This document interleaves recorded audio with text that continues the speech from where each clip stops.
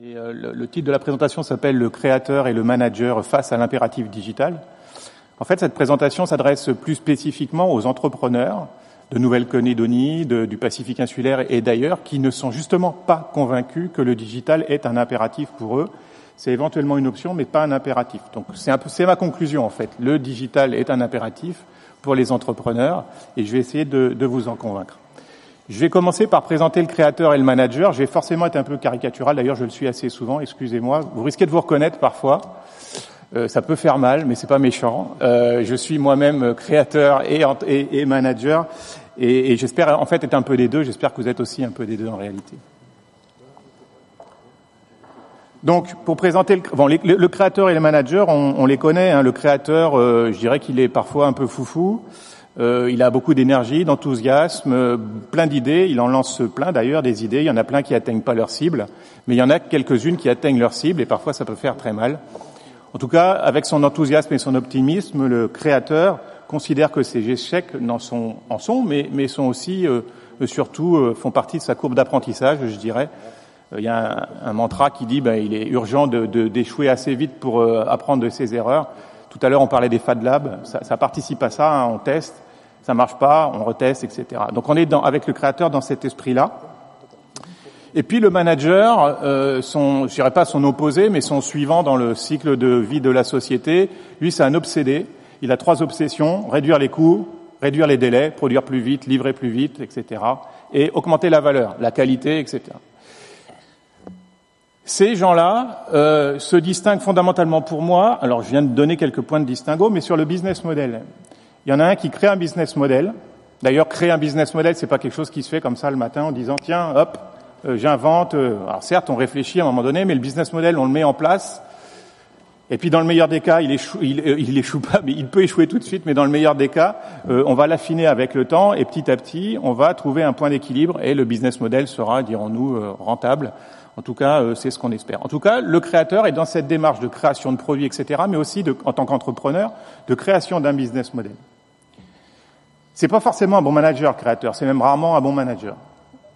Le manager, quant à lui, il est pas souvent, à l'origine de la création d'un business model. C'est plutôt un exécutant. Je m'excuse pour les managers qui sont ici dans la salle, mais il exécute un business model en place.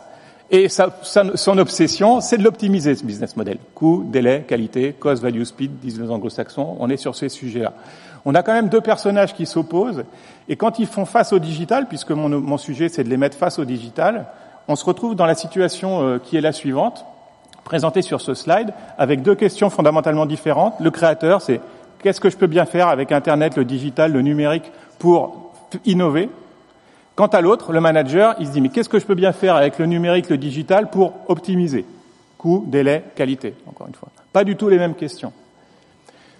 Notre cabinet travaille dans le Pacifique, mais d'abord en Calédonie, beaucoup en Calédonie. Et un peu tristement, je m'aperçois que la question qu'on nous pose en tant que consultant, c'est souvent la deuxième. Dans 95% des cas, c'est comment je fais pour optimiser avec le digital. D'ailleurs, la question n'est pas mauvaise, elle est tout à fait légitime et on comprend tout à fait d'où elle vient. Mais par contre, on nous pose assez rarement la question de l'innovation avec le digital. Donc je pense qu'il y a peut-être un déséquilibre et en fait, mon point de vue, c'est que les 2 questions sont légitimes à la fois pour le créateur et pour le manager. Le manager devrait plus souvent se poser la question du créateur pour se challenger lui-même quant à son business model, par exemple. Et quant au créateur, il devrait, lui, peut-être se poser la question du management tôt ou tard, parce que une fois qu'on a fini la période d'incubation de subvention, on constate quand même assez souvent sur les startups qu'il y a un gros problème qui commence à se poser, qui est celui de l'optimisation du business model.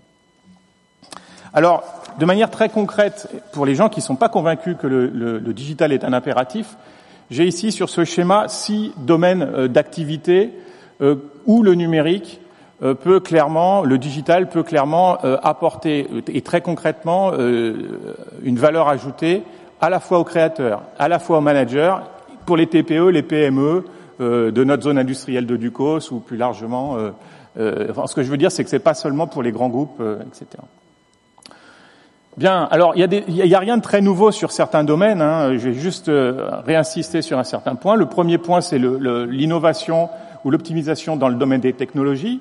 On innove dans le domaine des technologies depuis très longtemps. On n'est pas obligé d'utiliser le digital. On verra avec Aqualone qu'on est dans le low-tech et il n'y a pas de digital dans le produit, mais on est dans l'innovation. On peut quand même innover avec le digital.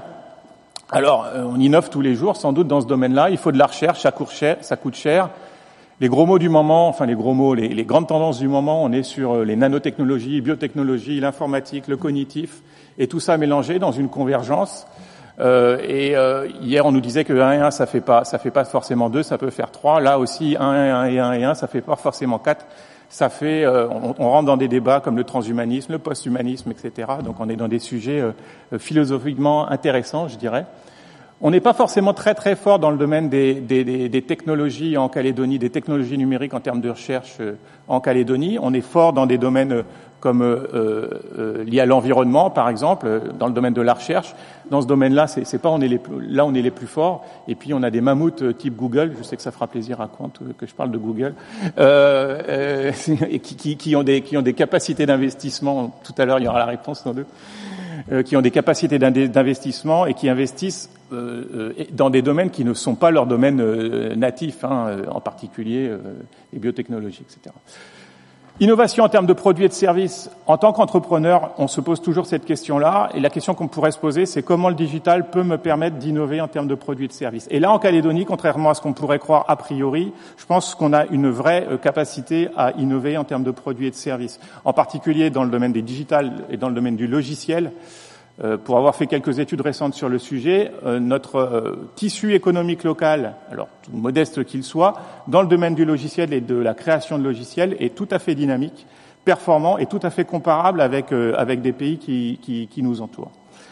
Vous avez aussi, bien sûr, la digitalisation de la relation client.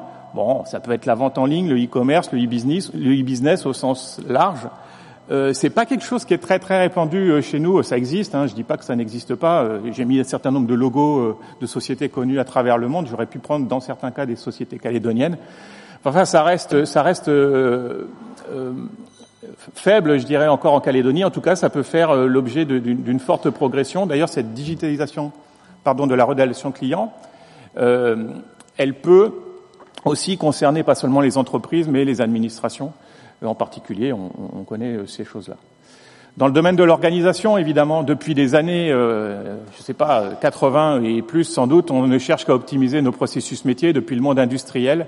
Eh bien, évidemment, dans le domaine industriel, l'automatisation, la digitalisation, ça fait partie des gains de compétitivité possibles. Alors là, je défonce une porte ouverte, sauf que si je compare, alors je pas être négatif, mais si je compare le taux d'automatisation de nos sociétés, de nos industries calédoniennes avec celui qu'on peut trouver dans des pays plus gros, on est dans des rapports inversés de 70-30%.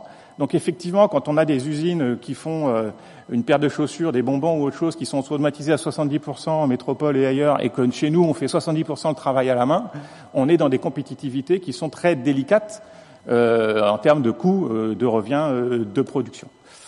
J'ai rien contre les emplois et le numérique détruit de l'emploi, mais il en crée aussi. C'est le cycle de la vie. On crée et on meurt et on renaît avec d'autres métiers, d'autres compétences, etc. Donc voilà, évidemment, la problématique de l'emploi et sociale reste vraie. 5e thématique qui est intéressante au niveau du numérique, c'est tout ce qui est social et sociétal. Alors les réseaux sociaux, bon, on va pas en parler plus que ça, même si on pourrait s'étendre longuement là-dessus. On a des choses un peu nouvelles qui sont par exemple dans le domaine du crowdfunding, je crois qu'on en parlera tout à l'heure, qui existent en Nouvelle-Calédonie. Là, j'ai pas mis les logos, mais j'ai voulu parler international, donc j'ai pris les logos, voilà. Mais aussi dans le domaine de la démocratie participative, vous verrez que prochainement, je pense que la ville de Nouméa va sortir un site sur ce sujet où on pourra tous Nouméens s'exprimer sur ce qu'on pense du projet d'urbanisme de l'entrée nord de la ville. Ça sont des choses assez nouvelles dans le numérique. Donc voilà 5 thématiques sur lesquelles le numérique peut vous aider très concrètement en tant qu'entrepreneur. Et puis j'ai une dernière thématique qui est celle qui me chatouille le plus en ce moment, me passionne le plus en ce moment, c'est celle des business models. Alors là ici, grâce au numérique, on va pouvoir inventer des business models tout à fait nouveaux. Le gratuit, le gratuit n'est pas vraiment gratuit. Quand c'est gratuit, c'est que c'est vous le produit en fait. Mais du freemium, etc. Et puis vous avez aussi des modèles qui sont apparus plus récemment d'économie collaborative. Je voudrais m'étendre un peu sur l'économie collaborative pour vous dire ce qui se passe quand quelqu'un qui arrive avec un business model de rupture, par exemple, ça n'est qu'un exemple, dans l'économie collaborative, ce qui peut se passer pour le marché. Vous avez ici l'exemple d'Airbnb, société créée en 2008, ça c'est aussi étonnant, en 2008, et sur ce schéma, vous avez, alors on voit pas bien, mais il y a un histogramme qui parle, je dirais, assez clairement, me semble-t-il. Vous avez les deux barres jaunes ici, c'est la capitalisation boursière d'Airbnb en 2014 pour la première barre jaune, celle de droite, et en 2015, sa capitalisation boursière aussi. En clair, en 2015, 7 ans après sa création, Airbnb est devenu la deuxième capitalisation boursière de son marché, derrière Hilton, puisqu'on parle d'hôtel, devant Marriott, devant Accor, devant etc., etc. Airbnb, c'est une poignée d'entrepreneurs au début, en 2015, 2600 salariés. 2600 salariés, c'est même pas le nombre d'hôtels que possède Marriott, d'accord? Et c'est bien sûr aucun investissement en termes d'infrastructures de type hôtelière. Donc on comprend qu'on est dans des modèles qui arrivent avec des coûts fixes extrêmement bas par rapport aux modèles classiques et qui balayent assez vite ce qui peut exister. Une chose par rapport à Airbnb, encore une fois, ce n'est qu'un exemple, on peut se dire en Calédonie, moi je suis protégé, j'ai mes hôtels, j'ai mes voitures, j'ai mes trucs et mes machins, et puis en plus je possède la réglementation, donc je peux mettre des barrières douanières à l'entrée. Il n'y a pas de barrière douanière sur l'économie dématérialisée. Certains entrepreneurs que je peux croiser passent une certaine partie de leur temps à naviguer dans les couloirs du gouvernement ou des provinces pour essayer de mettre en place des réglementations. Je leur dis, mais c'est peine perdue. Pensez à autre chose. C'est mon point de vue en tout cas. Dans le dématérialisé, il n'y a plus de frontières. Les réglementations locales, nationales n'ont plus de sens, tombent. Et on se rend bien compte que ce soit la Calédonie ou un pays comme la France ou d'autres pays, on fait face à ces sujets-là. Un point sur ce qui caractérise ces sociétés qui sont souvent petites et qui viennent avec des business models différents. Elles sont petites. Je voulais insister là-dessus parce que en Calédonie, on est petit. Ah, on est petit, très bien, on est petit. Et eux aussi étaient petits avant d'être petits. On peut faire des choses. Et si Airbnb fonctionne en Calédonie et vient jouer de la concurrence locale, on peut se dire que la frontière, si elle est poreuse dans un sens, elle est poreuse dans l'autre. En tout cas, c'est ce que j'aime penser. Ensuite, il y a des ressources souvent ces gens-là ont des ressources moindres que les gens installés. Et là, c'est justement pour ça qu'ils arrivent avec des business models qui peuvent être aussi en rupture avec ce qui se faisait par avant. Souvent, ces petites sociétés arrivent passent sous les radars des grosses sociétés. Pourquoi? Elles font ce que disait Idriss Aberkan hier en disant c'est ridicule, puis c'est dangereux, puis c'est évident. Le ridicule, c'est quand une petite société avec peu de moyens, vient s'installer sur un marché qui n'existait pas, c'est-à-dire avec des clients qui n'achetaient pas de transport aérien, par exemple, ou qui vient sur des marchés low cost ou à faible marge. À ce moment-là, ce qui se passe, c'est que les gros les regardent en disant ils sont ridicules, et de toute façon, ils viennent sur des marchés qu'on n'avait pas, donc on s'en fiche.